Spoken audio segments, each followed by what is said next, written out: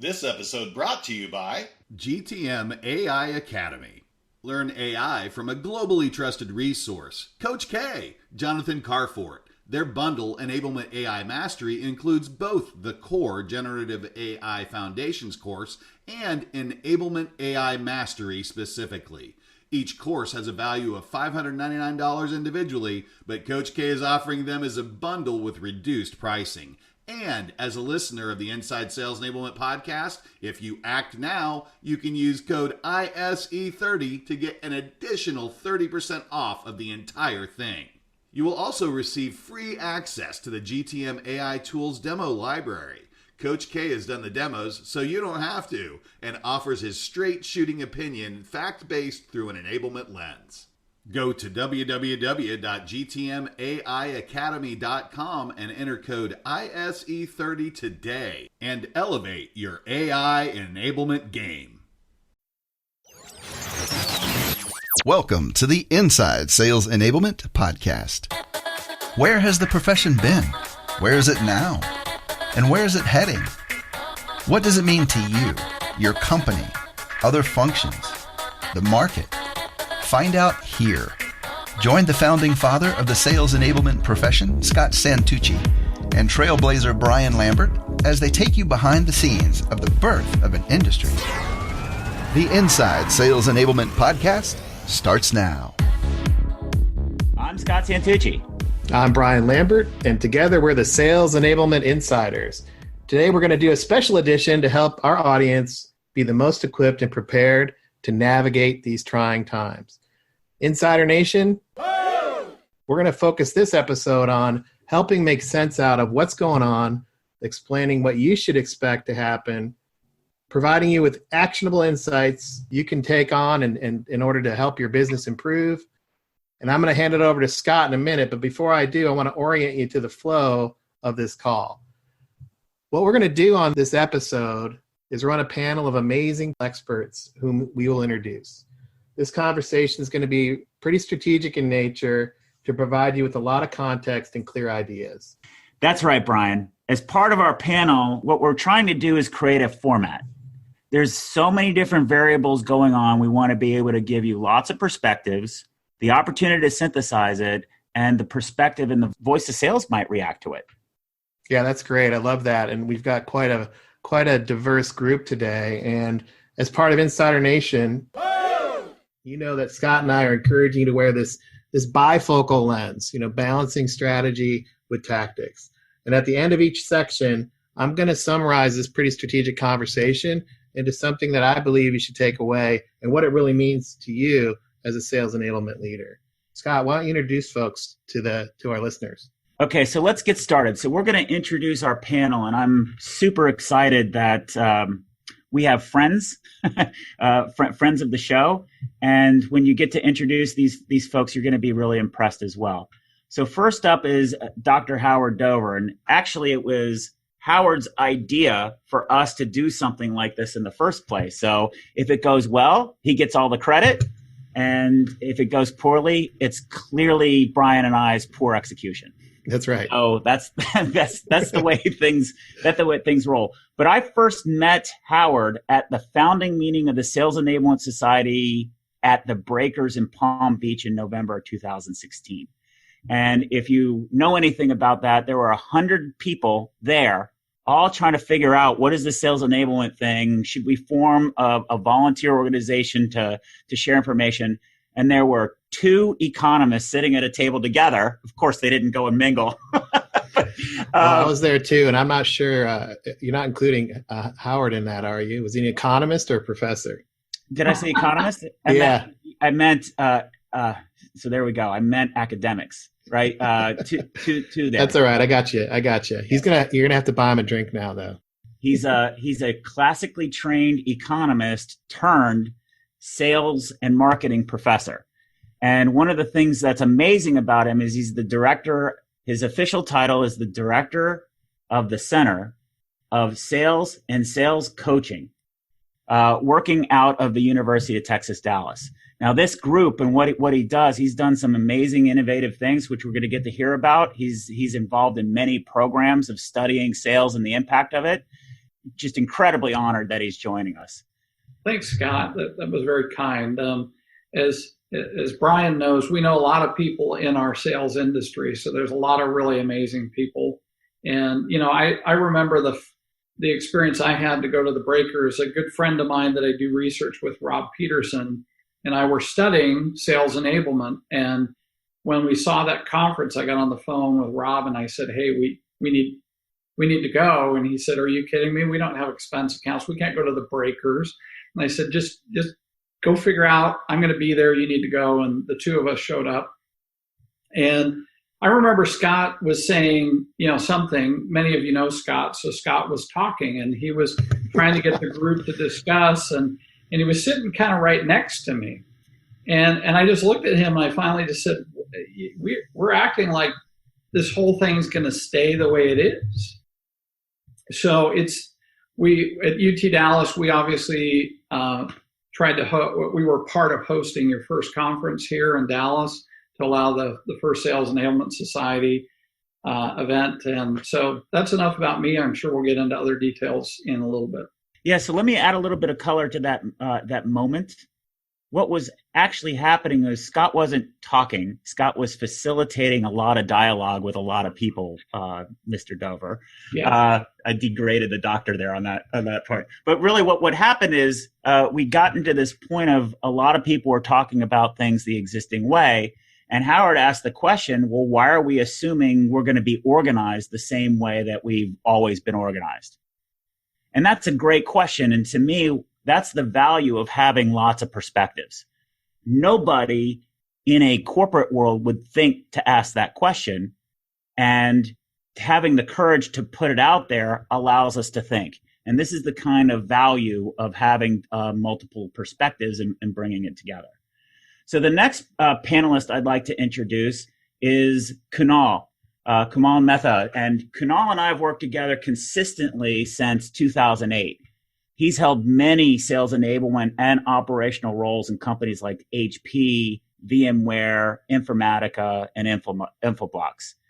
He was actually a regular attendee of the thing before the Sales Enablement Society. The official title was the DC Local Area Sales and Marketing Networking Group, which of course our members turned to the Sales Enablement Society, which is way better. But he was very much participative in those.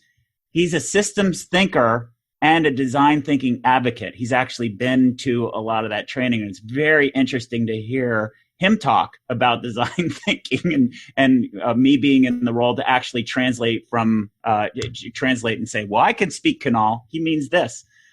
Today he works for TCV, which is a leading private equity firm. If you don't know TCV, they're the money behind Netflix and Airbnb. This is a business that really, really knows what they're doing. In his role, he works with CEOs, sales and marketing leaders. So his focus is on the commercial process, and he sits on board meetings and is constantly working with portfolio companies around sales and marketing. So welcome, Kunal. Would you give us a little color about your background? Thank you, Scott. Thank you for that really wonderful introduction. I remember when we met, it was around my birthday actually, and my daughter had just given me a pen which wrote underwater, and I remember thinking like, man, if I'm underwater, I got bigger problems than thinking about what I'm going to write. But I felt that way about my onboarding program at HP, and I remember being past your presentation that you had just given, and I was like, wow.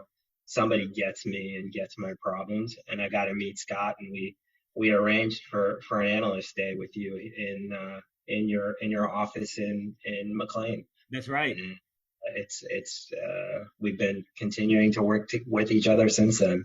That's right. Excellent. I want to tell a lot of other stories. We've got a lot of war stories to share, but we got to we have a bigger agenda here. So finally, I want to share Lindsey Gore. So first of all, Lindsey's role in this isn't necessarily a panelist, but she's here to keep us honest. And so I want to make sure that we're very, very clear Lindsey's role in this podcast. But I actually met Lindsey during a client engagement. When I was working at Forrester, I'd been hired by NetApp to run a sales boot camp. I don't like saying teach, but to help introduce concepts to help the sales force sell to cloud. And I always run in, so I'm a huge fan of AREPs, and you can tell them immediately because they're the ones that ask you the hard questions. And Lindsey was one of those people during the breakout sections was like, well, what's this for? Will this really work? And ever since then, we became good friends. What we do is over that period of time, she's been in roles at Nimble, and now she's at Microsoft. And we've had a lot of opportunities to talk about what's really going on in the trenches. And one of the things that we're really focused on is really trying to raise awareness and grow understanding around this English to English translation problem, which I'm hopeful she'll join us for a podcast exclusively on that. But I want to just frame out what our perspective is, because ultimately, if dots don't connected, none of these ideas work. She's one of the top reps at Microsoft. Earlier this year, or actually at the end of last year, she was one of the keynote speakers at their global kickoff for some of the innovative strategies she's executing to sell cloud-based and consumption products for Microsoft. Thank you so much for joining us, Lindsey. Could you tell us a little bit of background about yourself? Yeah, thanks so much, Scott. I appreciate the introduction.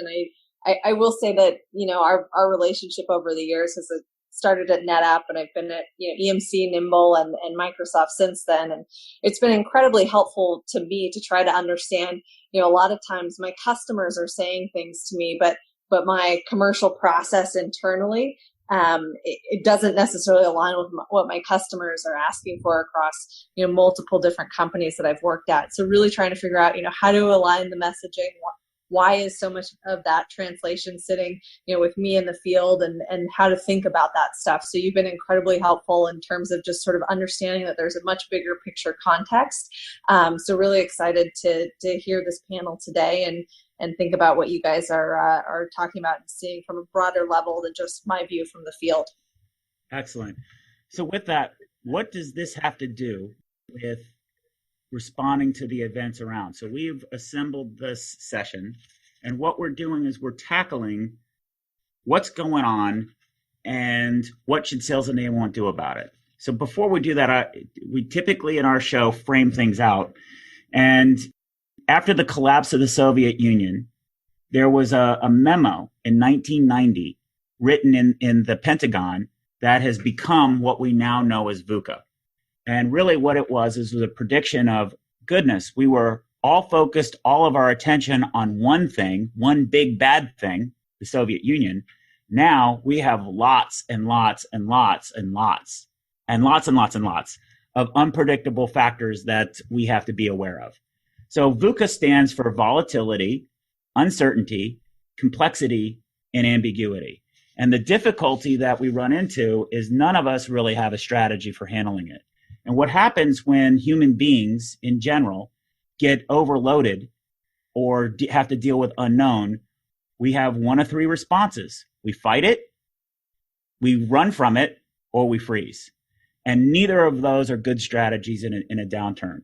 So what we're going to do is we're going to apply some thoughtfulness here to provide some structure.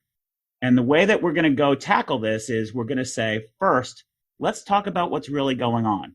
So with volatility, instead of always reacting to events, let's just pause, slow down to go fast. With uncertainty, it's to factor in, maybe we don't know for sure exactly what's going to happen, but, we could probably figure out common patterns that have happened in the past and predict what's likely to occur. With complexity, it's really two variables. The number of interconnected parts, and today human beings are so interconnected with each other, we have to factor that in. And then also how many moving parts there are. And then finally, with ambiguity, this is one of the things that Lindsey and I talk a lot about, is that human to human connection. There are so many different people involved. All of us look at it through a different lens. How do you make things clear? And in order to do that, that's what's valuable about having different insights. So the first thing that we're going to tackle is what's really going on. So let's timestamp this. As of March 19th, here's where we are. The stock market has lost all gains during the Trump entire administration. So basically, we're back to where we were 4 years ago in terms of the stock market. $4 trillion of market capital has been eliminated. Another thing that's going on is the Fed. So if you know what the Fed does, the Fed is one of the drivers of the economy, and they have a lot to do with banking. The Fed on Sunday dropped the basis points or dropped the lending rate 100 basis points. So what does that mean? It's just a measure of significance.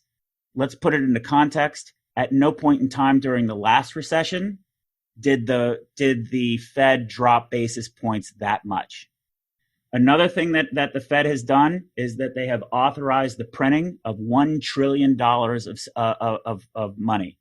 To give you frame of reference, during the last Great Recession, they only printed $2 trillion over that period of time. So the point is the Fed is taking very aggressive stances to what's happening.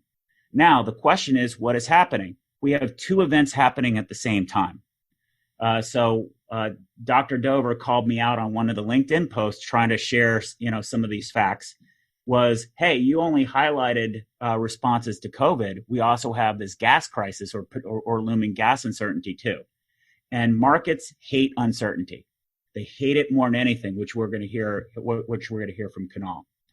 So as a lot of the attention happens to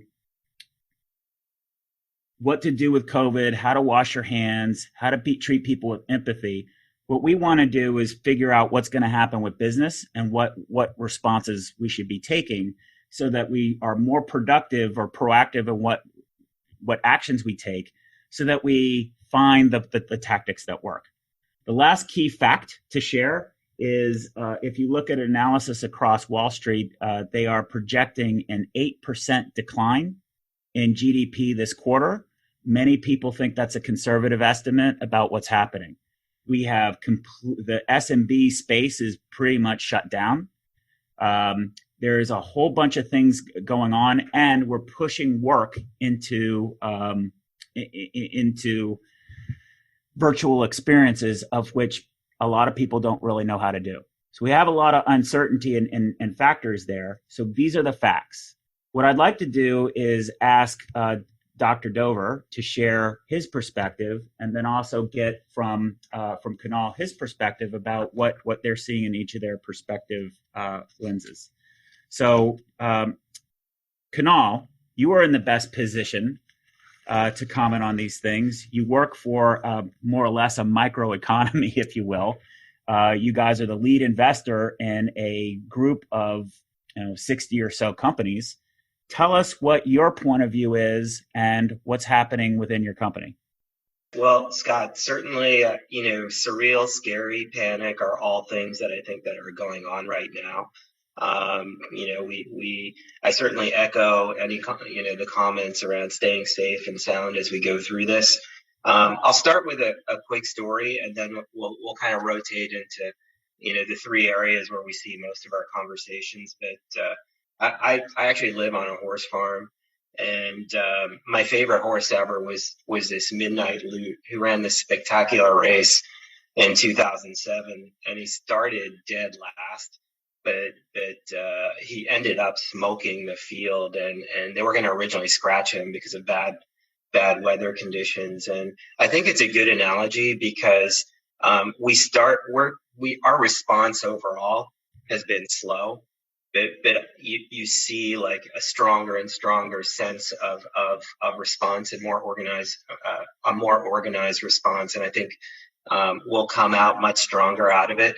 The three areas of focus where most of our conversations are: one, the health and safety of folks and making sure, one, they're comfortable working and can get to work from home in an efficient way. There's, if you look at just the basic, there's actually no monitors left to order.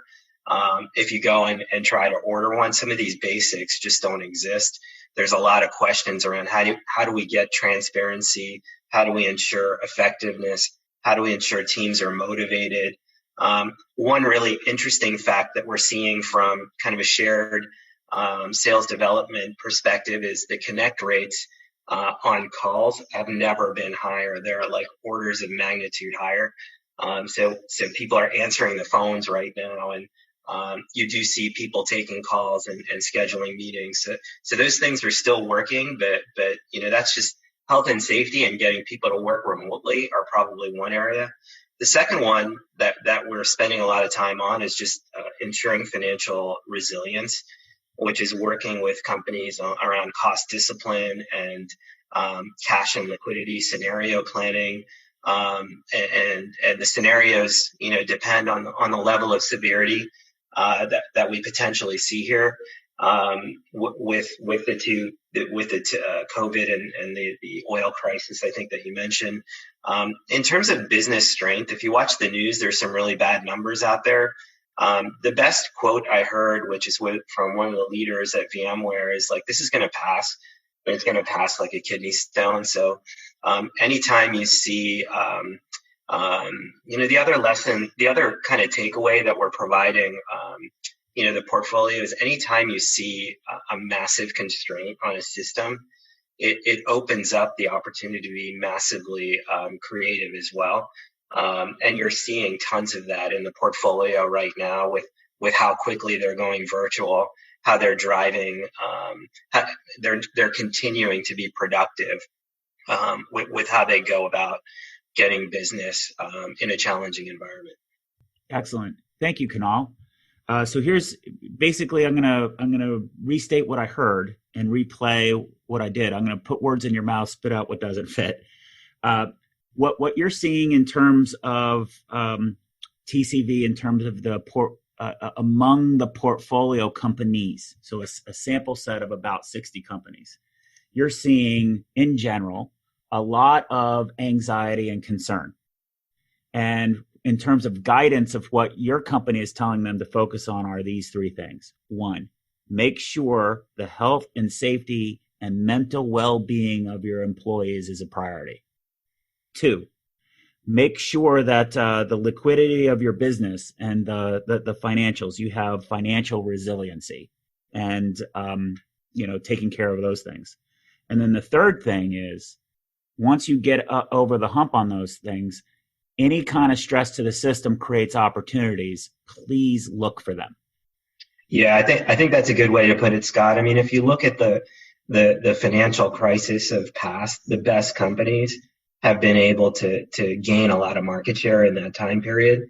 So how do you quickly focus, instrument your go-to-market to focus on really one or two things that get the company moving in that direction and on a dime?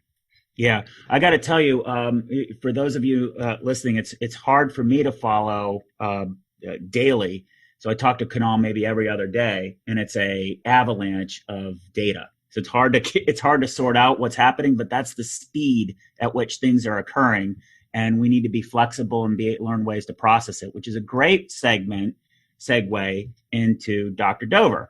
So, Dr. Dover, you've been involved in this and having both a background as an economist and in this field for some time. What is your assessment about what's going on, and what are you hearing? Well, I think a couple of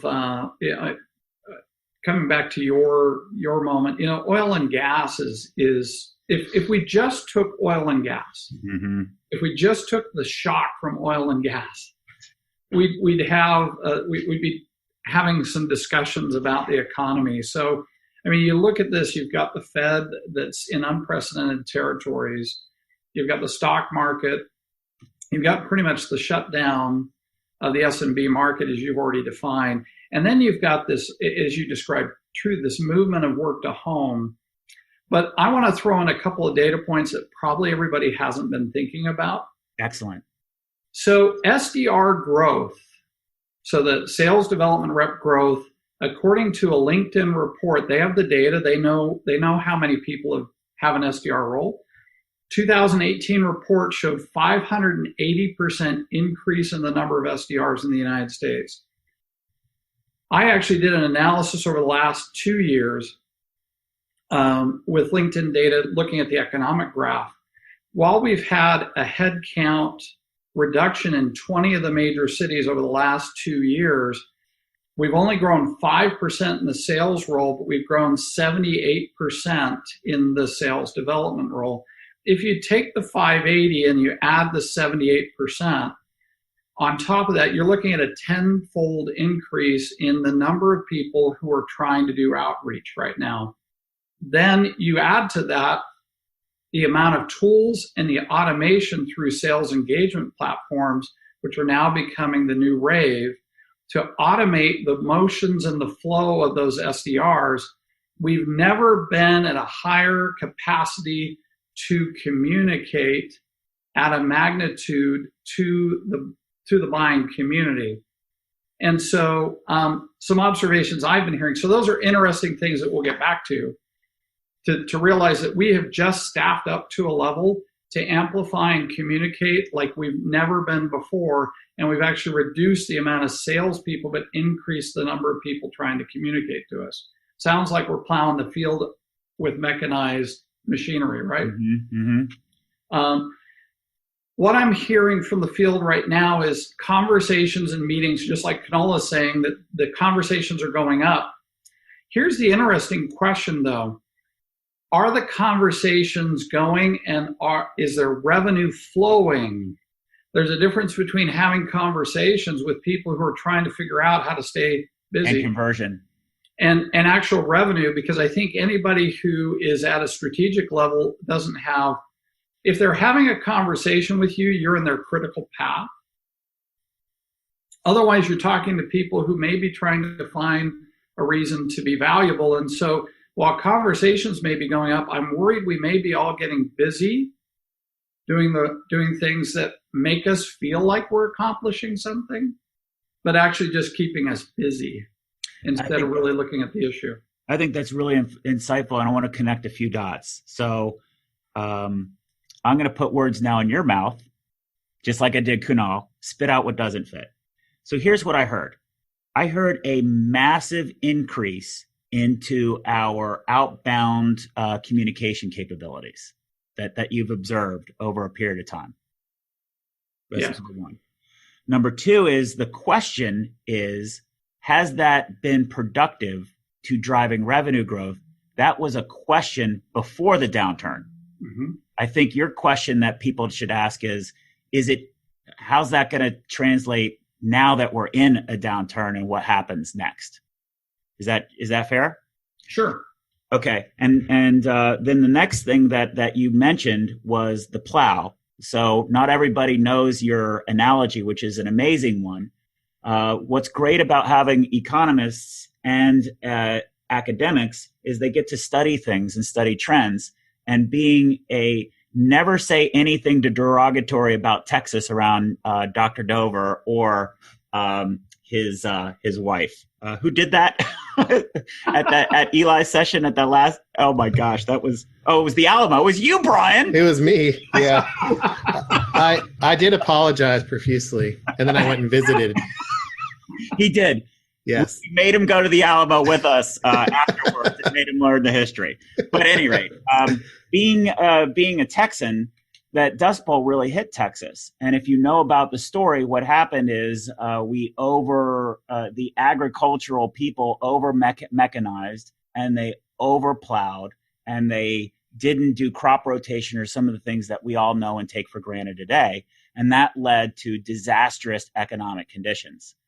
Howard has used that. I've heard him. It's amazing. Maybe we need to get you on here and just sort of walk through that story for our listeners sometime, to say, you know what, this looks eerily similar to what we're doing in sales and marketing, and we should heed this. But here we are in the Dust Bowl. So what now we want to make sure what were some of the causes that happened, and how can we get out of it? And I think it's a heck of an analogy. And Kunal, it sort of maps to some of the things that we're seeing about marketing spending money on demand generation, sales groups building up their own BDR groups. And then for an investor, it's like, oh my gosh, you guys are double spending to get leads, but you're not closing business. Is that right? Is that 100%? 100%. Everybody, every silo's got their own, views things with their own lens. and is trying to accomplish the goal their own way without kind of cohesively working together. So what I want to do is I want to call out and share a couple of my observations, and then we'll move on to our next topic about what we'll predict is going to happen. So both where Kunal and where I'm alike with, and then maybe this is probably why we're so close, I'm very much a systems thinker like Kunal, and I can go in, and maybe it's because we both have sort of an engineer's perspective, like to look at the mechanics and the data, et cetera. And where I could talk for hours, and we have with Dr. Dover about history and lessons learned there. So I think we have a colliding force. So here's one thing that I've done over the past. There's a history of recessions that we've got, and each one has their own different characteristics. And what I try to do is plot out what are the driving forces behind our characteristics. And unfortunately, it looks like we have two variables that are going on. So in a lot of ways, the responses to the economy are similar to 2000 or 2001, the 2001 recession brought on by 9/11. Massive, massive, massive fear that is safety and security related, caused by a massive shutdown in terms of travel. And what happened in that economy is a lot of cost takeouts and some micro bailouts, but we actually got out of that way quicker, except it never felt like that because people were too scared. So that's one thing that I'm saying, these patterns look very similar. Now, the other variable that is more concerning is we had two economic crises in the 70s that were driven by energy. And those were much more volatile. So we didn't have OPEC taking oil prices up 400% like they did in the mid 70s. But we have uncertainty. And two of those things together in an economy that's more interconnected than it's ever been before are things to cause concern and to take a step back and review what these variables are. So I think these are the factors that we've got. Before we close out and move on to our next topic, Lindsey, as a salesperson who's stuck in the middle, in my opinion, you're our future, right? If it's not for salespeople, have to carry the economy moving forward. You've got to get spending happening, right? So as you putting the entire weight of our future on your shoulders, what do you see that's happening, and connect the dots for us of what we've discussed?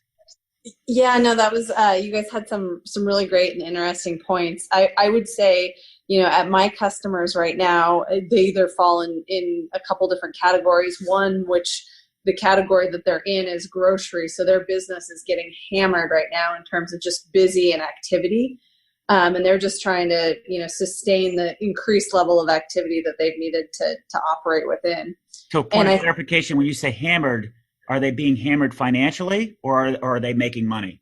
They're making money. So they're trying to keep up with the demand. And I don't know that, honestly, it'll be interesting to see where they go over time, because I don't know that their supply chain and their systems are in place to ultimately operate at this level for a sustained amount of time. So I think for them, there might be some interesting opportunities to be creative emerging out of this to build more resilient systems. Mm-hmm. For my other customers, I'd say they're very much on the forefront of some of the things that Kunal mentioned. So, the remote work, and then trying to figure out what the cash preservation strategy is going to be and how they're actually going to cut costs. So those are the conversations that I'm in right now. But really, they haven't gotten to this point of what's the opportunity that's coming out of it. It's a very tight knit group of leadership that's trying to figure out what is the corporate direction to keep the lights on and be able to, mitigate all this uncertainty that we don't know how long it's going on for. So I would say those are the things that I'm seeing across my customers at the high level, and then absolutely agree in the increase in conversations with people who are just curious to learn. And I'm also concerned about actually engaging in conversations that's going to drive to revenue. And a lot of the areas that we're starting to focus on messaging around is really, are there things that we could do in the short term that's going to save or money and enable operations? That's awesome. So what I'd like to do is, from your own perspective, right? You're a human being, right? So I hate to put you on the spot. You're the only one that's being asked to say, you personally, how are you reacting? But you're a human being, right? So you represent what's on the mind on sales. How do you balance the anxiety, and how do you get up in the morning and get prepared? And what do you think your job is for your customers and for your company?